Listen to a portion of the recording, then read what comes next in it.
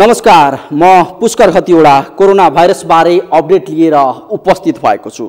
चीनको वुहानबाट सुरु भएको नोभेल कोरोना भाइरस कोभिड-19 अहिले विश्वका 208 वटा मुलुकमा फैलिसकेको छ। विश्वभर महामारीका रूपमा फैलिएको कोरोना नियन्त्रण अहिले सबैका लागि टाउको दुखाइको विषय बनेको छ। कयौं शक्तिशाली मुलुक कोरोना नियन्त्रणका लागि अहोरात्र खटिदा समेत यसको संक्रमण नियन्त्रित हुनुको सट्टा झनझन बढिरहेको छ।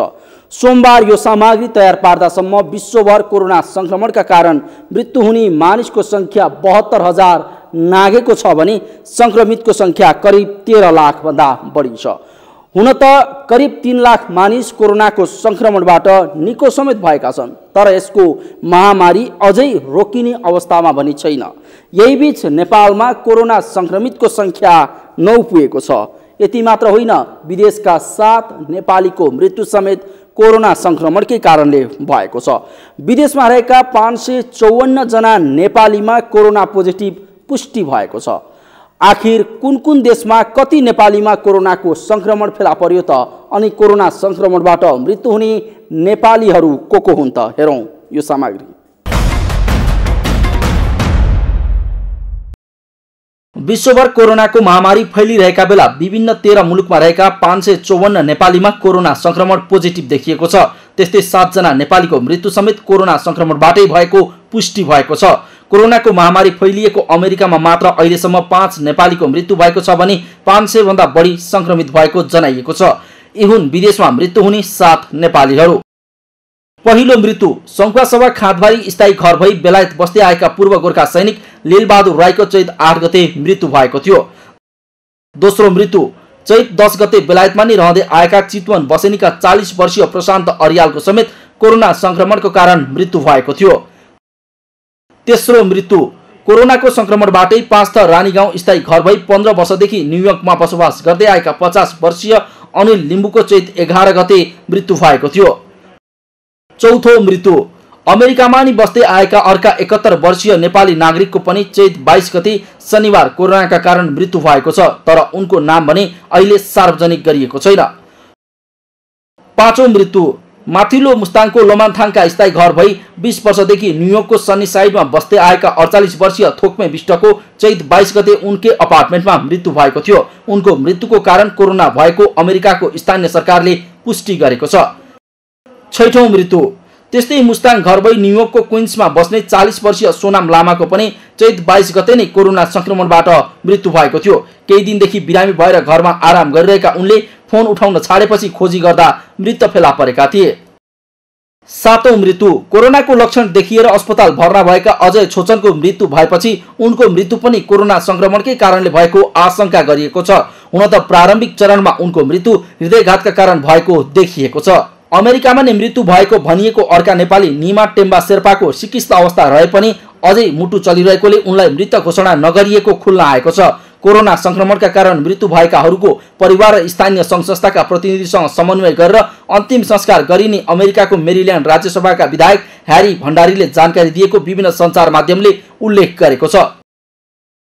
विदेशमा रहेका कति नेपाली कोरोना संक्रमित? अमेरिकामा 500 जना, पोर्चुगल 9 जना, बहराइन 9 जना, युएई 8 जना, अस्ट्रेलिया 8 जना, स्पेन 7 जना, साउदी अरब 4 जना, बेलायत 3 जना, कतार 2 जना, हङकङ 1 जना, मलेसिया 1 जना, कुवेत 1 जना, जापान 1 जना। विदेशमा रहेका संक्रमित नेपालीको कुल संख्या 554। यस अलावा हालसम्म नेपालका 9 मानिसमा कोरोना संक्रमण पुष्टि भइसकेको छ। विदेशबाट आएका 8 र नेपालभित्रकै 1 जनामा कोरोना संक्रमण पोजिटिभ भेटिएको हो। संक्रमितहरूको जानकारी यस प्रकार छ। नवौं संक्रमित चैत 22 गते कैलालीकी 34 वर्षीय महिलामा कोरोना संक्रमण भेटिएसँगै नेपालमा कोरोना पोजिटिभ हुनेको संख्या 9 पुगेको छ। ती महिलालाई चैत 8 गते दुबईबाट नेपाल आएका 34 वर्षीय नातामा देवर पर्ने व्यक्तिबाट कोरोना भाइरस सरेको स्वास्थ्य मन्त्रालयले जनाएको छ। देवरलाई संक्रमण पुष्टि भएपछि परिवारका 10 जना क्वारेन्टाइनमा बस्दै आएका थिए। संक्रमित महिलाको सेती प्रादेशिक अस्पतालमा उपचार भइरहेको छ। उनी संक्रमित भएपछि नेपालमा पहिलो पटक एक व्यक्तिबाट अर्को व्यक्तिमा कोरोना सरेको प्रमाणित भएको छ। 8औं संक्रमित चैत 22 गते नै नेपालमा फेला परेका 8औं संक्रमित व्यक्ति भारतको मुम्बईबाट फर्किएका पुरुष रहेका छन्। उनी केही समय यता मुम्बईमा काम गर्दै आएका थिए। कोरोनाको संक्रमणका कारण भारतमा समेत लकडाउन भएपछि उनी नेपाल फर्किएका थिए। नेपाल फर्किए लगत्तै क्वारेन्टाइनमा रहेका कैलाली लम्कीका 21 वर्षीय पुरुषमा कोरोना पोजिटिभ देखिएपछि नेपालमा कोरोना संक्रमितको संख्या 8 पुगेको थियो। उनको अहिले धनगढ स्थित सुदूरपश्चिम प्रादेशिक अस्पतालमा उपचार भइरहेको छ। 7औं संक्रमित चैत 22 गते नै कोरोना पोजिटिभ प्रमाणित भएका भारतबाट फर्किएका अर्का युवा नेपालका 7औं कोरोना संक्रमित हुन्। भारतको उत्तराखण्डमा केही समय यताबाट कामका लागि पुगेका उनी भारत सरकारले जारी गरेको लकडाउनका कारण नेपाल फर्किएका थिए। कञ्चनपुरका 41 वर्षीय पुरुषमा कोरोना पोजिटिभ देखिएपछि उनलाई धनगढ स्थित सुदूरपश्चिम प्रादेशिक अस्पतालको आइसोलेसनमा राखेर उपचार भइरहेको छ। 6औं संक्रमित बागलुङकी 65 वर्ष महिला नेपालको 6औं कोरोना संक्रमित व्यक्ति हुन्। उनमा चैत 20 गते कोरोना संक्रमण पोजिटिभ भेटिएको थियो।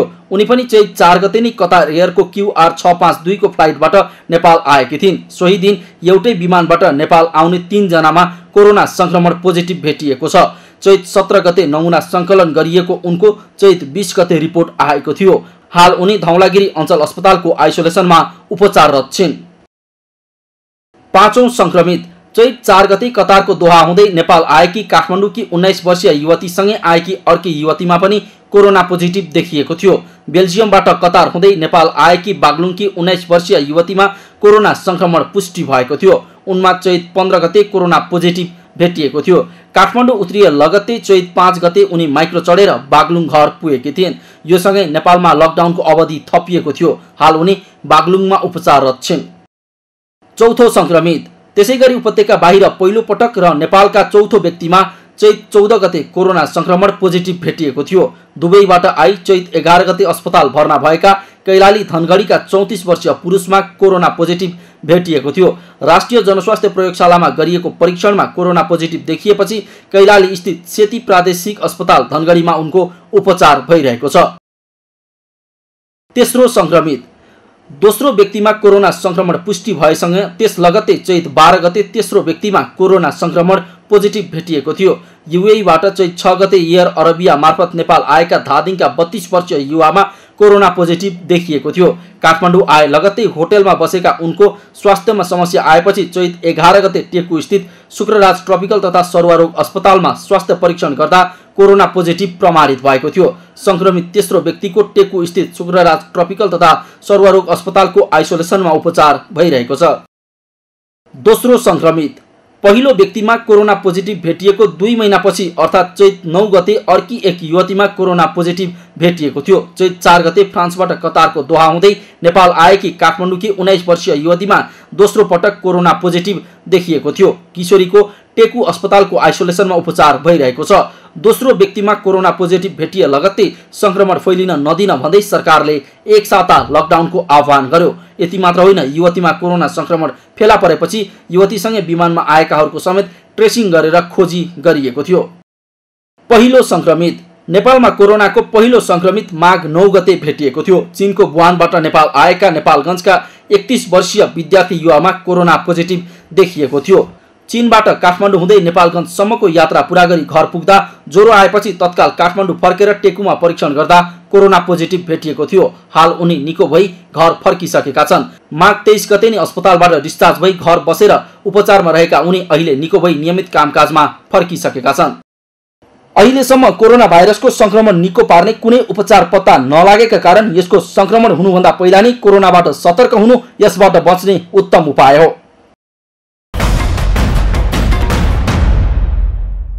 शनिबार थपिएको संख्यासँगै नेपालमा कोरोना पोजिटिभ हुनेको संख्या 9 पुगेको हो। यहाँसम्म आइपुग्दा विदेशबाट आएका 8 जनामा कोरोना संक्रमण फेला पर्यो भने नेपालभित्रका 1 जनामा कोरोनाको संक्रमण पुष्टि भयो, जसबाट नेपालमै पहिलो पटक एक व्यक्तिबाट अर्को व्यक्तिमा कोरोना सरेको पहिलो केस फेला परेको छ। कोरोनाको संक्रमणबाट नेपाल मात्र होइन, विश्वसँगै सार्क राष्ट्रहरू पनि यसको शिकार भएका छन्। हालसम्म सार्क राष्ट्रमा मात्र कोरोना संक्रमणका कारण मृत्यु हुने मानिसको संख्या 192 भन्दा बढी पुगेको छ। यो क्षेत्रका 8290 भन्दा बढी मानिस कोरोनाबाट संक्रमित छन्। भौगोलिक हिसाबले सार्कको सबैभन्दा ठुलो राष्ट्र भारत कोरोनाबाट सबैभन्दा बढी प्रभावित मुलुक बनेको छ भने भुटान कम प्रभावित छ। हेरौँ यो सामग्री। कोरोना भाइरसको संक्रमणबाट दक्षिण एसियाली क्षेत्रीय सहयोग संगठन सार्कका सदस्य राष्ट्रहरूमा सोमबारसम्म मृतकको संख्या 192 भन्दा बढी पुगेको छ। कोरोनाका कारण भारतमा 118 को मृत्यु भएको छ भने पाकिस्तानमा 50, बंगलादेशमा 12, अफगानिस्तानमा 7, श्रीलङ्कामा 5 जनाले ज्यान गुमाएसँगै सार्क राष्ट्रमा ज्यान गुमाउनेहरूको संख्या 192 भन्दा बढी भएको हो। मालदिप्स, भुटान र नेपालमा कोरोनाको संक्रमणका घटना बढिरहे पनि हालसम्म कसैको मृत्यु भएको छैन। यी 3 देशमा भुटान कोरोना संक्रमण घटाउने मुलुकका रूपमा 1 नम्बरमा रहेको छ। नेपाल बाहेकका कुन सार्क मुलुकमा कस्तो छ त कोरोनाको संक्रमण? भारत सार्क राष्ट्रहरूमा कोरोना भाइरसका कारण सबैभन्दा बढी संक्रमित हुने देश भारत बनेको छ। सोमबार यो सामग्री तयार पार्दासम्म भारतमा ज्यान गुमाउनेको संख्या 118 नआएको छ। सोमबार 424 जना संक्रमितको संख्या थपिएसँगै भारतमा संक्रमित हुने मानिसको संख्या 4314 पुगेको छ। संक्रमणपछि निको हुने मानिसको संख्या 328 छ भने अहिले 3868 जना उपचाररत छन्। पाकिस्तान भारतपछि सार्क राष्ट्रमा सबैभन्दा बढी कोरोना संक्रमित राष्ट्र हो पाकिस्तान। पाकिस्तानमा हालसम्म 50 जनाको मृत्यु भइसकेको छ। सोमबार यो सामग्री तयार पार्दासम्म कोरोनाका कारण 120 जना नयाँ संक्रमित थपिएसँगै पाकिस्तानमा संक्रमितको संख्या 3277 भन्दा बढी पुगेको छ। कोरोनाका कारण सोमबार मात्रै पाकिस्तानमा 3 जनाको मृत्यु भएको छ। पाकिस्तानमा संक्रमित मध्ये 257 जना उपचारपछि निको भएका छन् भने 2970 भन्दा बढी उपचाररत छन्। बंगलादेशमा पनि कोरोना भाइरसको संक्रमण बढ्दो अवस्थामा छ। बंगलादेशमा सोमबार यो सामग्री तयार पार्दासम्म कोरोना संक्रमणका कारण ज्यान गुमाउनेको संख्या 12 पुगेको छ। बंगलादेशमा हालसम्म संक्रमितको संख्या एकै दिन 35 ले बढेर 123 भन्दा बढी पुगेको छ। संक्रमणपछि 33 जना उपचारपछि निको भई घर फर्केका छन् भने 78 जना उपचारका क्रममा छन्। अफगानिस्तान सार्क राष्ट्रहरूमध्ये अफगानिस्तानमा पनि कोरोना भाइरसको संक्रमण बढ्दो रूपमा देखिएको छ। अफगानिस्तानमा सोमबार यो सामग्री तयार पार्दासम्म कोरोना संक्रमितको संख्या 18 ले बढेर 367 पुगेको छ। हालसम्म अफगानिस्तानमा कोरोना संक्रमणबाट मृत्यु हुने मानिसको संख्या 7 पुगेको छ। अफगानिस्तानमा संक्रमित 17 जना उपचारपछि निको भएका छन् भने हाल 343 जना उपचाररत छन्। श्रीलङ्का सार्क राष्ट्रकी अर्को मुलुक श्रीलङ्कामा पनि कोरोना भाइरसको संक्रमण बढ्दो क्रममा छ। श्रीलङ्कामा सोमबार यो सामग्री तयार पार्दासम्म कोरोना संक्रमितको संख्या 176 नआएको छ। 2 दिन यता श्रीलङ्कामा कोरोना संक्रमणका कारण कसैको पनि ज्यान नगएका कारण हालसम्म मृत्यु हुने मानिसको संख्या 5 मा नै स्थिर छ। श्रीलङ्कामा 34 जना उपचारपछि निको भएका छन् भने 137 जना उपचाररत छन्। मालदिप्स सार्क राष्ट्रकी अर्को मुलुक मालदिप्समा सोमबार यो सामग्री तयार पार्दासम्म संक्रमित हुने मानिसको संख्या 19 नआएको छ। यो तथ्याङ्क शनिबार यता स्थिर छ। मालदिप्समा शनिबार यता कोही नयाँ संक्रमित थपिएका छैनन्। संक्रमणकै कारण हालसम्म मालदिप्समा कसैको पनि मृत्यु भएको छैन। संक्रमणको पुष्टि भएका 13 जना निको भई घर फर्केका छन् भने 6 जना उपचाररत छन्। भुटान सार्क राष्ट्रमा कोरोना भाइरसको सबैभन्दा कम संक्रमण भएको देश भुटान हो। भुटानमा सोमबार यो सामग्री तयार पार्दासम्म संक्रमितको संख्या 5 रहेको छ। यो संख्या शनिबार यता थपिएको छैन। भुटानमा कोरोना संक्रमणका कारण हालसम्म कसैको पनि मृत्यु भएको छैन। संक्रमित 5 मध्ये 2 जना निको भई घर फर्केका छन् भने 3 जना उपचाररत छन्। पुष्कर खतिवडाको रिपोर्ट। हो कोरोना भाइरसको संक्रमणबाट दक्षिण एसियाली क्षेत्रीय सहयोग संगठन अर्थात् सार्कका सदस्य राष्ट्रहरूमा सोमबारसम्म मृतकको संख्या 192 भन्दा बढी पुगेको छ। कोरोनाका कारण भारतमा 118 भन्दा बढी मानिसको मृत्यु भएको छ भने पाकिस्तानमा 50 भन्दा बढी, बंगलादेशमा 12, अफगानिस्तानमा 7 र श्रीलङ्कामा 5 जनाले ज्यान गुमाएका छन्। जसका कारण सार्क राष्ट्रमा ज्यान गुमाउनेहरूको संख्या 192 भन्दा बढी पुगेको हो। मालदिप्स, भुटान र नेपालमा कोरोनाको संक्रमणका घटना बढिरहे पनि हालसम्म कसैको मृत्यु भएको छैन। अझ भुटान कोरोना संक्रमण घटाउने मुलुकका रूपमा 1 नम्बरमा रहेको छ। कार्यक्रममा एकैछिन ब्रेकपछि स्वास्थ्य तथा जनसङ्ख्या मन्त्रालयद्वारा दिएको जानकारी लिएर उपस्थित हुनेछौँ। हेर्दै गर्नुहोला।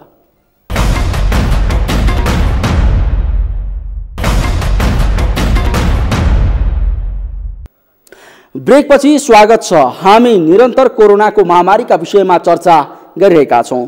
नियमित पत्रकार सम्मेलन गर्दै आएको स्वास्थ्य तथा जनसङ्ख्या मन्त्रालयले सोमबार कोरोनाको महामारीलाई मध्यनजर गर्दै राष्ट्रिय एम्बुलेन्स सेवा र काठमाडौँ महानगरपालिका बीच 10 वटा एम्बुलेन्स तयारी अवस्थामा राख्ने विषयमा सम्झौता गरेको छ। यसैगरी नेपाल मेडिकल काउन्सिल सहितको टोलीले उपत्यकाका वीर अस्पताल, ट्रमा सेन्टर, टिचिङ अस्पताल, सिभिल अस्पताल र काठमाडौँ मेडिकल कलेजमा अनुगमन गरेको छ। हेरौं स्वास्थ्य मन्त्रालयले आज पत्रकार सम्मेलन मार्फत दिएको जानकारी। स्वास्थ्य तथा जनसङ्ख्या मन्त्रालयको तर्फबाट कोभिड-19 को अपडेट लिएर उपस्थित भएको छु। आज उपत्यकाको हाम्रो राष्ट्रिय जनस्वास्थ्य प्रयोगशालामा जम्मा 1697 वटा हालसम्म टेस्ट भएका छन्। आज हिजोदेखि थप 3 वटा ठाउँमा टेस्टहरू सुरु भएको छ। ती ठाउँहरूमा धुलीखेल, भरतपुर र भैरवा गरेर 3 ठाउँमा यो रियल टाइम पीसीआरबाट टेस्ट गर्ने नमुना परीक्षण चाहिँ कोभिड-19 को सुरु भएको छ। त्यसरी हाम्रो उपत्यका बाहिर 9 वटा ठाउँमा सुरु भएको अवस्था छ र काठमाडौँ उपत्यका सहित गर्ने हो भने देशभरका 10 वटा ठाउँबाट अहिले यो कोभिड-19 संक्रमणको नमुना परीक्षण भइरहेको छ। अहिले हिजो पनि मैले भनेको थिएँ सुदूरपश्चिमको कैलाली र कञ्चनपुर र बागलुङ जिल्लाबाट सुरु गर्ने गरी त्यहाँ रहेका क्वारेन्टाइनमा रहेका व्यक्तिहरू जो कैलाली र कञ्चनपुरमा क्वारेन्टाइनमा हुनुहुन्छ त्यहाँहरूको आरडीटी र्यापिड डायग्नोस्टिक टेस्ट मार्फत नमुना परीक्षण गर्नको निम्ति हिजो नै स्वास्थ्य मन्त्रालय स्वास्थ्य सेवा विभागको टोली त्यसतर्फ गइसकेको छ र आज सम्भवतः आजदेखि त्यहाँ टेस्ट सुरु हुन्छ। हाल आइसोलेसनमा काठमाडौँ उपत्यकामा 12 जना र उपत्यका बाहिर 95 जना गरी कुल 107 जना आइसोलेसनमा हुनुहुन्छ। त्यसैगरी क्वारेन्टाइनमा देशभरि 9168 जना व्यक्तिहरू क्वारेन्टाइनमा हुनुहुन्छ। कन्ट्याक्ट ट्रेसिङ चाहिँ हामीले यो संक्रमितहरू 8 वटैको कन्ट्याक्टमा रहनुभएका सबैलाई कन्ट्याक्ट ट्रेसिङ गरिरहेका छौं। यो क्रम चाहिँ जारी नै छ। हाम्रो कल सेन्टर 2 वटा छ, 1115 र 1133। त्यहाँ भएका कल सेन्टरहरूमा जम्मा कलहरू 3242 वटा कल चाहिँ हामीले एटेन्ड गरेका छौं। हाम्रो मोबाइल एप छ र हाम्रो वेब पेज छ covid19.mohp.gov.np र हाम्रो स्वास्थ्य भन्ने मोबाइल एप। यो 2 वटामा गरेर कुल चाहिँ आज सेल्फ इभ्यालुएसनको लागि गत 24 घण्टामा 1291 जनाले इन्ट्री गर्नुभएको छ। यसरी कुल इन्ट्रीको संख्या 9388 पुगेको छ र हाम्रो यो मोबाइल प्रयोग गर्ने संख्या 12000 नागेको छ। त्यो आफ्नो लक्षणहरू इन्ट्री गरेको व्यक्तिहरूमध्ये जम्मा 5 जना गत 24 घण्टामा रेड जोनमा पर्नु भएको छ। उहाँहरूको फलोअप जारी छ। वेबसाइट हेर्नेको संख्या 1,58,000 नागेको छ। त्यसैगरी हाम्रो भाइबर ग्रुप पनि छ, त्यो संख्या 2,13,000 भन्दा बढी छ। यसरी यो हामीले गत 1 हप्तामा प्रयोग गरेको यो वेब पेज र मोबाइल एपमा जोडिने व्यक्तिहरू बढ्दै जानुभएको छ। यसबाट पनि हामीले धेरै व्यक्तिहरूलाई सूचनाहरू प्रदान गर्ने र उहाँहरूसँग सम्पर्कमा आउन सजिलो भएको छ। आज भएका मुख्य क्रियाकलापहरूमा आज हामीलाई नर्भिक अस्पताल र बसन्त चौधरी फाउन्डेसनले हाम्रो मन्त्रालयलाई N95 मास्क 2000 थान, सर्जिकल मास्क 48,000 थान र पीपी सेट 1000 थान उपलब्ध गराउनु भएको छ। माननीय मन्त्रीज्यू मार्फत यो चाहिँ स्वास्थ्य तथा जनसङ्ख्या मन्त्रालयलाई ह्यान्डओभर भएको छ। त्यसैगरी कोभिड-19 को लागि स्वास्थ्य तथा जनसङ्ख्या मन्त्रालय, राष्ट्रिय एम्बुलेन्स सेवा, काठमाडौँ महानगरपालिका र सीसीएमसी बीच 10 वटा एम्बुलेन्सहरू जुन चाहिँ राष्ट्रिय एम्बुलेन्स सेवाले 5 वटा, स्वास्थ्य तथा जनसङ्ख्या मन्त्रालयले 4 वटा र काठमाडौँ नगरपालिका महानगरपालिकाले 1 वटा गरी जम्मा 10 वटा तयारी अवस्थामा राख्ने सम्झौता भएको छ। यो प्रयोगको लागि 102 मा कल गरेर सेवा लिन सकिने छ। त्यसै गरी यो चैत महिनामा विदेशबाट आई उपत्यकामा रहेका व्यक्तिहरूको नमुना सङ्कलन गर्नको लागि हाम्रो सम्बन्धित महाशाखा एपिडेमियोलोजी तथा रोग नियन्त्रण महाशाखाको नेतृत्वमा नेपाली सेना र सशस्त्र प्रहरी बलको सहयोगमा टोली खटिनका लागि उपत्यकाभित्रका मेयरज्यूहरू र वडाध्यक्षज्यूहरूसँग कार्ययोजनाबारे आज राष्ट्रिय सभागृहमा छलफल भएर कार्यान्वयनमा जाने निर्णय भएको छ। त्यसै गरी नेपाल मेडिकल काउन्सिल सहितको विभिन्न काउन्सिल र एसोसिएसनहरूको टोलीले विभिन्न 6वटा अस्पतालहरू वीर अस्पताल, ट्रमा अस्पताल, teaching hospital, Maharajganj, Patan hospital, civil अस्पताल र काठमाडौँ मेडिकल कलेजमा अनुगमन गरेको छ। यो विषय चाहिँ यो कोभिड-19 को नियन्त्रण, रोकथाम, निदान र उपचारसँग सम्बन्धित छ, जसमा चाहिँ यहाँहरू यी अस्पतालहरूबाट दिएको सेवाहरूको बारेमा, जनशक्तिहरूको बारेमा र त्यहाँ उठेका विषयहरू योसँग रिलेटेड विषयहरूमा सँग सम्बन्धित कुराहरूमा चाहिँ अनुगमन भएको थियो। त्यो अनुगमनको रिपोर्टको बारेमा आज हामीले छलफल गरेका छौँ र यहाँहरूले धेरै पटक उठाएको प्रश्नहरू, जसमा चाहिँ विभिन्न बिरामीहरूले एक अस्पतालबाट अर्को अस्पतालमा भौतारिन परेकोदेखि लिएर अस्पतालहरू कसरी काम गरिरहेका छन् र कसरी सहकार्य गर्छन् भन्ने विषयमा हामीले छलफल गरेका छौँ र नतिजा पनि त्यहाँ भएका बिरामीहरूको सेवाको बारेमा भएको यथार्थ विवरण हामीलाई प्राप्त भएको छ। त्यसै गरी 7 प्रदेशमा कोभिड-19 को रोकथाम, संक्रमणको रोकथाम, नियन्त्रण, निदान र उपचारको लागि स्वास्थ्य मन्त्रालय अन्तर्गतका 11औं तहका कर्मचारीहरूको नेतृत्वमा हरेक प्रदेशमा त्यहाँ प्रदेशमा रहेको जनशक्तिको पहिचान गर्ने, त्यहाँ भएका जनशक्तिहरू नपुग भएमा निजी गैर सरकारीको अस्पतालहरूसँग सहकार्य गरेर जनशक्ति बढाउने, त्यहाँ नभए अन्तरप्रदेशसँग समन्वय गरेर जनशक्ति बढाउने र करार वा भोलिन्टियरमा लिनुपर्ने भए त्यो पनि गरेर चाहिँ जनशक्तिको आकलन गर्ने र त्यसको व्यवस्था मिलाउनको निम्ति 3 दिनभित्र सिफारिस गर्ने सहितको प्रतिवेदन स्वास्थ्य तथा जनसङ्ख्या मन्त्रालयमा दिनको लागि हामीले पत्राचार गरेको छौँ। यसले चाहिँ अब प्रदेशमा अझ हामी सशक्त रूपमा यो कोभिडको सङ्क्रमण चाहिँ उपत्यका बाहिर पनि रहेको अवस्थामा यो टोलीको प्रतिवेदनले हामीलाई सहयोग पुग्नेछ। र अब मुख्य सुझाव र मुख्य प्रश्नहरूको कुरा गर्दा 2टा प्रश्न वा सुझावहरू छन् हामीलाई धेरैले सोधेको। लकडाउन प्रभावकारी भएन भन्ने कुरा पनि धेरै आएको छ। म फेरि पनि भन्न चाहन्छु कि हामी दोस्रो चरणमा प्रवेश गरेको मतलब संक्रमितबाट आफ्नो परिवार र नजिकका व्यक्तिमा सर्ने हो। यो सरेको अवस्थामा हामीले यो लकडाउनको अर्थ भनेको हामी चाहिँ अलग्गै बस्नलाई, क्वारेन्टाइनको अनिवार्य रूपमा पालना गर्नलाई नै हो। त्यसले गर्दाखेरि यो पालना गरेर एक व्यक्तिबाट अर्को व्यक्तिमा हुने संक्रमण रोक्न उपाय एकमात्र भएकोले जिम्मेवारीपूर्वक त्यो निर्वाह सबैले गरौँ भन्न चाहन्छौँ। त्यसपछि अर्को एउटा सुझाव छ वा जिज्ञासा छ, 14 दिन क्वारेन्टाइनमा भयो, अब के गर्ने भन्ने कुरामा हामीले चाहिँ अब 14 दिन पछि पनि क्वारेन्टाइनमा बस्नुपर्ने हुन्छ।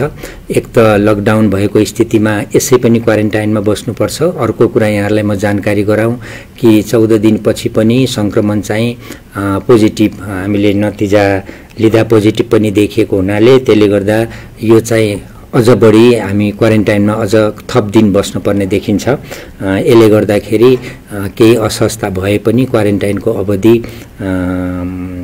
बढ्ने हिसाबले यहाँहरू चाहिँ आफ्नो घरमा अलग्गै जुन हामीले भनेका छौँ त्यो हिसाबले क्वारेन्टाइनमा बसिदिन आग्रह गर्छु, जसले गर्दाखेरि परिवार, समुदाय र देशलाई यो सङ्क्रमणबाट चाहिँ बचाउन यहाँहरूको योगदान हुनेछ।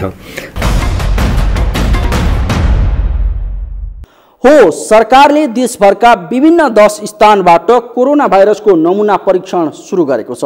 अब काठमाडौँ सहित धरान, हेटौँडा, पोखरा, बुटवल, सुर्खेत, धनगढी, धुलीखेल, भरतपुर र भैरवामा नमुना परीक्षण सुरु गरिएको छ। अहिलेसम्म राष्ट्रिय जनस्वास्थ्य प्रयोगशालामा टेकुमा 1697 जनाको नमुना परीक्षण गरिएको छ। स्वास्थ्य तथा जनसङ्ख्या मन्त्रालयमा भएको नियमित पत्रकार सम्मेलनमा दिएको जानकारी अनुसार काठमाडौँ उपत्यकामा 1200, देशभर 107 जना आइसोलेसनमा रहेका छन्। देशैभरि 9168 जना क्वारेन्टाइनमा रहेको स्वास्थ्य मन्त्रालयले जानकारी दिएको छ।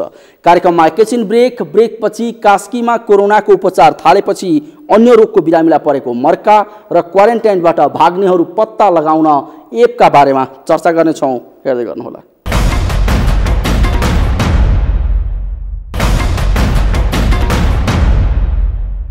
ब्रेकपछि स्वागत छ। हामी कोरोनाको महामारीका विषयमा चर्चा गरिरहेका छौँ। कोरोनाले विश्वभर महामारीको रूप लिएपछि नेपालमा पनि संक्रमण नफैलियोस् भनेर सरकारले लकडाउन घोषणा गर्यो। विदेशबाट आएका वा कोरोना संक्रमण शङ्का लागेकाहरूलाई क्वारेन्टाइनमा बस्न सरकारले आग्रह समेत गर्यो। तर क्वारेन्टाइनमा बस्ने अधिकांशहरू 14 दिनको लक्षित समय नै पूरा नगरी भाग्ने क्रम बढ्दा कोरोनाको त्राससँगै संक्रमितको संख्या समेत बढेको छ। अहिले पनि कोरोना भाइरसको संक्रमण रोकथामका लागि विभिन्न ठाउँमा क्वारेन्टाइनको व्यवस्था गरिएको छ। भारत लगायत तेस्रो मुलुकबाट आएकाहरूलाई निश्चित अवधि यी क्वारेन्टाइनमा राख्ने भनिए पनि मानिसहरू भाग्न छाडेका छैनन्, जसका कारण भाग्ने व्यक्तिको खबर तत्काल प्रहरी समक्ष पुर्याउन सरकारले मोबाइल एप सञ्चालनमा ल्याएको छ। अब यो एपले कुनै पनि व्यक्ति आफ्नो स्थानमा बसेको छ छैन, आफ्नो घरमा बसेको छ छैन भनेर अनुगमन गर्नेछ। हेरौँ यो सामग्री अबको क्रममा। कोरोना संक्रमणको जोखिम कम गर्न संक्रमणको सम्भावना भएकाहरूलाई क्वारेन्टाइनमा राख्ने गरिएको छ। सङ्घीय, प्रदेश सरकार तथा स्थानीय तहले निर्माण गरेका यस्ता क्वारेन्टाइनबाट मानिसहरू भाग्ने क्रम नरोकिएपछि क्वारेन्टाइनमा रहेको व्यक्ति भागेको खण्डमा तत्काल प्रहरीलाई खबर हुने मोबाइल एप सञ्चालनमा आएको छ। सरकारले क्वारेन्टाइनमा राखेका व्यक्ति आफ्नो ठाउँ छोडेर अन्यत्र गएको अवस्थामा तत्काल प्रहरी र सम्बन्धित निकायलाई खबर दिने विशेषता सहितको कोभिड-19 साथी एप सञ्चालनमा आएको हो। एपको जियो फेन्सिङ तथा अनुहार पहिचान प्रणाली भएको एपमा क्वारेन्टाइनमा रहने व्यक्तिको फोटो र फोन नम्बरको माध्यमबाट अनुगमन गर्ने राष्ट्रिय विपद जोखिम न्यूनीकरण तथा व्यवस्थापन प्राधिकरणका कार्यकारी प्रमुख अनिल पोखरेलले जानकारी दिए। सेल्फ क्वारेन्टाइन, आफ्नो घरमा बस्ने क्वारेन्टाइन अथवा सार्वजनिक क्वारेन्टाइन स्थलमा बस्नु भएको छ कि छैन भनेर यो चाहिँ मोनिटर गर्ने, अनुगमन गर्ने यो एप हो। यो एपको फ्रन्ट ड्यासबोर्ड हो। यसलाई कोबडी अथवा हामीले कोभिड साथी भनेर हामी नामकरण गरेका छौँ। यसलाई यो चाहिँ मोबाइलको एपको माध्यमबाट हरेक यसरी बाहिरबाट आउनुभएका नेपाली अथवा विदेशी नागरिकहरू चाहिँ त्यो एप इन्स्टल गरेको खण्डमा र 3G डेटा अथवा मोबाइल अथवा वाइफाईको डेटा भएको ठाउँमा उहाँहरू बस्नुभयो र यो एपलाई प्रयोग गरेर आफ्नो फोटो खिच्नुभयो भने र त्यो फोन नम्बरको माध्यमबाट हामीहरू उहाँहरूको घर यसले लोकेट गर्ने काम गर्छ। एपले कुनै पनि व्यक्ति आफ्नो स्थानमा बसेको छ छैन, आफ्नो घरमा बसेको छ छैन भनेर अनुगमन गर्नेछ।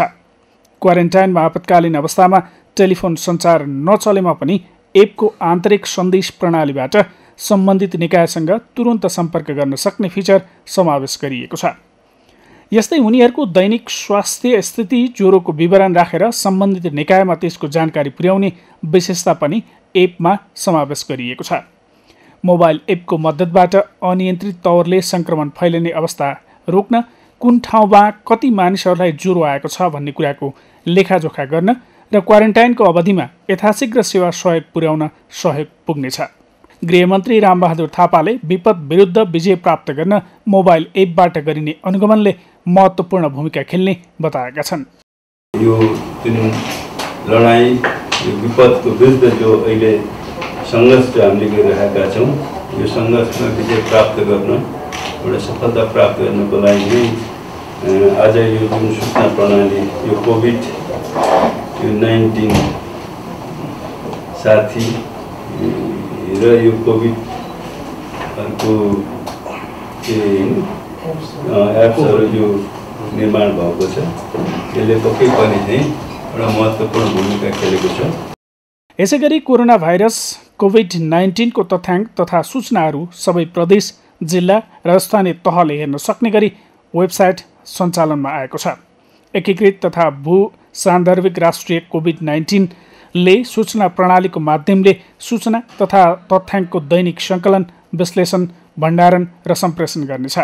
वेबसाइटको माध्यमबाट स्थलमार्ग तथा हवाई मार्गबाट आएका व्यक्तिहरूको विवरण, सामुदायिक क्वारेन्टाइनमा वा आफ्नै घरमा क्वारेन्टाइनमा बसेकाहरूको विवरण, उनीहरूको स्वास्थ्य अवस्था, आइसोलेसनमा भएका व्यक्तिहरूको विवरण, प्रत्येक जिल्लाबाट सङ्कलन गरिएका स्वाब आदिको नेपालभरिको जानकारी एकै ठाउँबाट प्राप्त गर्न सकिनेछ। सगरमाथा टेलिभिजनका लागि केशव शर्मा, काठमाडौँ।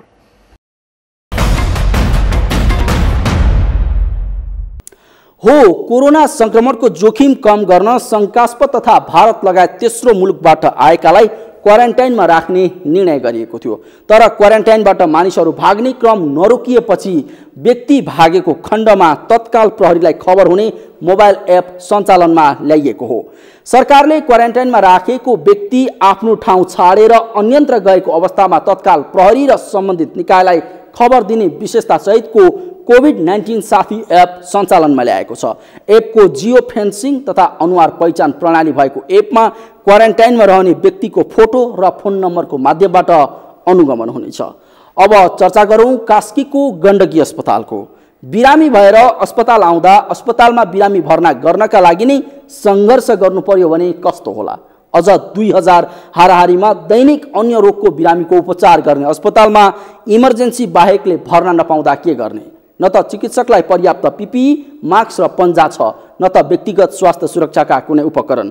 यी सबै विडम्बनाको शिकार बनेको छ गण्डकी अस्पताल। विश्वभर कोरोनाको आतंक भइरहेको बेला गण्डकी प्रदेशको कोरोना उपचार केन्द्रका रूपमा रहेको गण्डकी अस्पतालमा इमर्जेन्सी सेवा मात्र चलेपछि अन्य रोगका बिरामीहरू समस्यामा परेका छन्। हेरौँ यो सामग्री।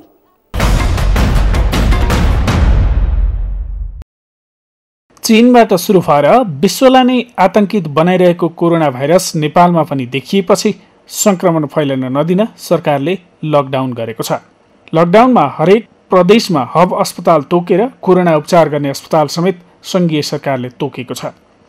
त्यसैलाई अनुमोदन गरेर गण्डकी प्रदेश सरकारले पनि प्रदेशको कोरोना उपचार अस्पतालका रूपमा पोखरा स्वास्थ्य विज्ञान प्रतिष्ठान गण्डकी अस्पताललाई तोकेको छ।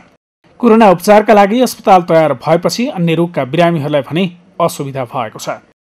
सुरुमा यसो हाम्रो मान्छे डेलिभरीको लागि लिएर आएको, डेलिभरीको लागि लिएर आएको 11 गते डेट दिएको थियो। 11 गते डेट दिएको मान्छेलाई यहाँ 16 गते आउँदाखेरि पनि रेस्पोन्स भएन, कोही पनि थिएन।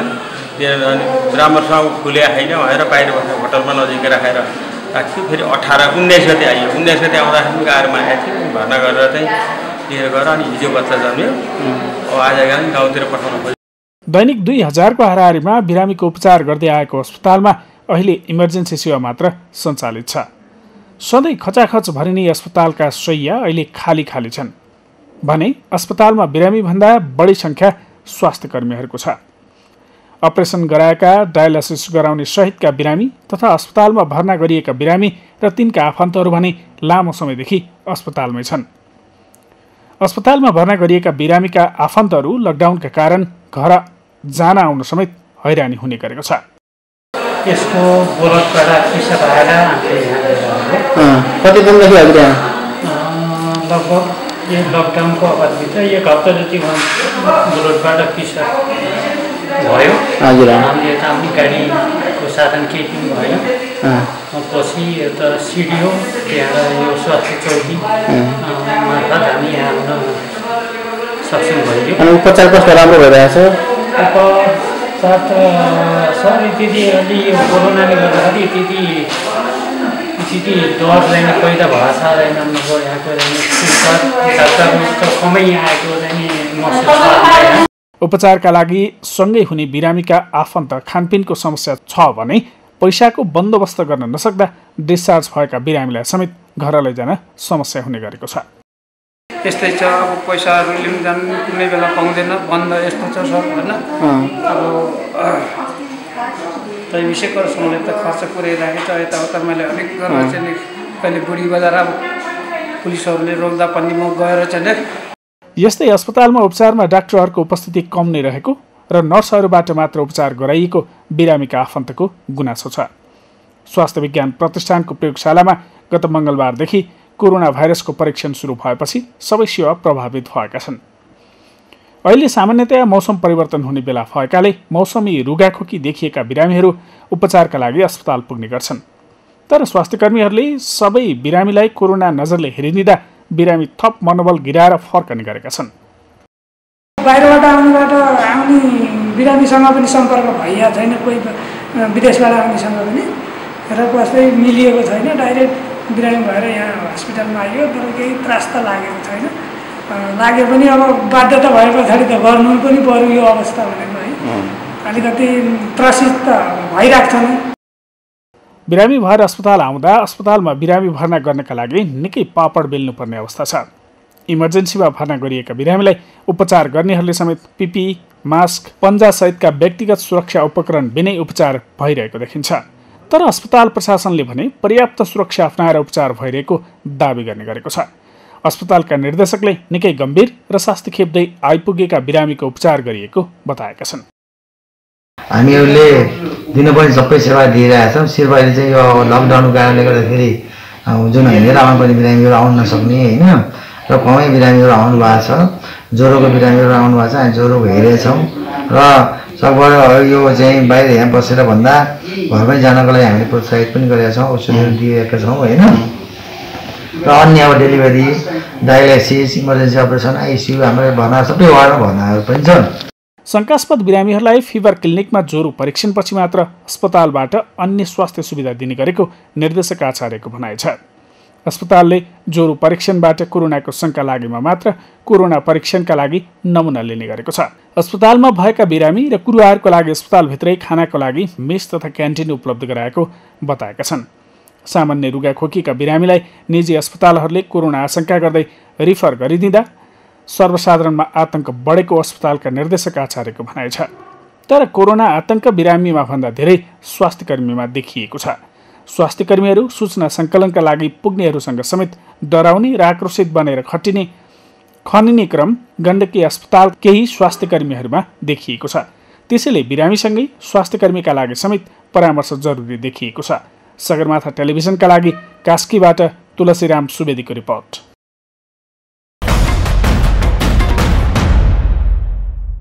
हो, कोरोना भाइरस नेपालमा पनि देखिएपछि संक्रमण फैलिन नदिन सरकारले लकडाउन त गर्यो, तर गण्डकी प्रदेश सरकारले प्रदेशको कोरोना उपचार अस्पतालका रूपमा पोखरा स्वास्थ्य विज्ञान प्रतिष्ठान गण्डकी अस्पताललाई तोकेपछि यस अस्पतालमा कोरोना बाहेकका रोगका बिरामीका लागि भने असुविधा बढेको छ।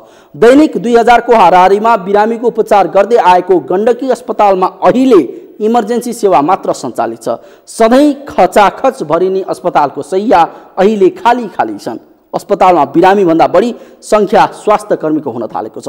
अझ अहिले यो सामान्य मौसम परिवर्तन हुने बेलामा पनि मौसमी रुगाखोकी देखिएका बिरामीहरू उपचारका लागि अस्पताल पुग्ने गर्छन्। तर स्वास्थ्य कर्मीहरूले नि सबै बिरामीलाई कोरोनाको नजरले हेरिदिँदा बिरामी थप मनोबल गिराएर फर्कने गरेका छन्। त्यसैले यस समस्यातर्फ सरकारको ध्यान पुग्नु आवश्यक छ। हवस् त, आजका लागि कार्यक्रम यति नै। कार्यक्रम मार्फत पुनः उपस्थित हुने नै छौँ। तबसम्मलाई आज्ञा दिनुहोस्। नमस्ते।